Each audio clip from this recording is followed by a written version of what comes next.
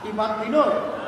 তা বাদ তো দিলই না, বরঞ্চ আরো নতুন নতুন দেশ পিআর পদ্ধতি নির্বাচনের মাধ্যমে দেশকে সুন্দর একটা দেশ করার প্রক্রিয়া তারা আগাচ্ছে।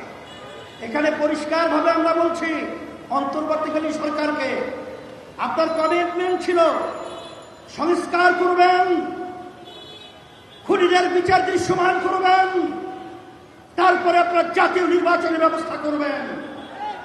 এখন পর্যন্ত আমাদের মৌলিক সংস্কার আমরা দেখছি না, হয় নাই।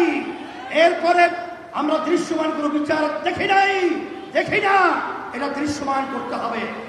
আর সাথে সাথে বড় সংস্কার হলো এই 53 বছরে যে পদ্ধতিতে নির্বাচন হয়েছে, এই নির্বাচনের মাধ্যমেই ফ্যাসিস্ট তৈরি হয়েছে, খুনি তৈরি হয়েছে, চাঁদাবাজ তৈরি হয়েছে, আমাদের দেশের টাকা বিকাশের পাচার হয়েছে। এই নির্বাচনের বাংলাদেশ দেখেছে।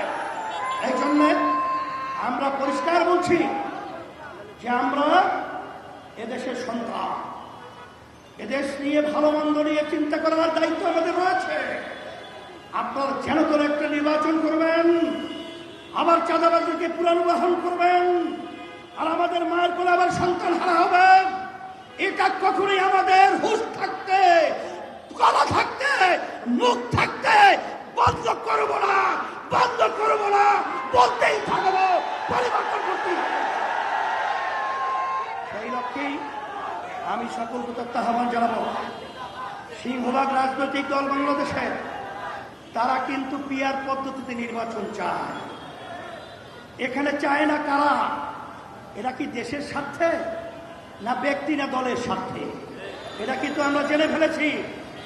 যদি আপনারা নাই চান, আমরা পরিষ্কারভাবে বলছি, বাংলাদেশের জনগণের কাছে মতামতের জন্য পাঠিয়ে দেন, গণভোটের ব্যবস্থা করেন। কারণ সুজন তারা সাধারণ আমাদের মানুষের, বাংলাদেশের জনগণের কাছে তারা মতামত চেয়েছিল। 71% মানুষ পিআরের পক্ষে তারা মতামত প্রকাশ করেছে।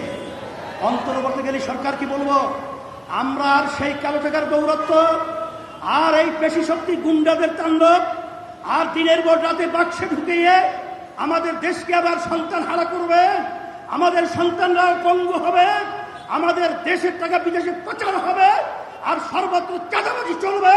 এই পদ্ধতির নির্বাচন আমরা চাই না, হতে দেব হবে না এবং করতে পারবে না ইনশাআল্লাহ।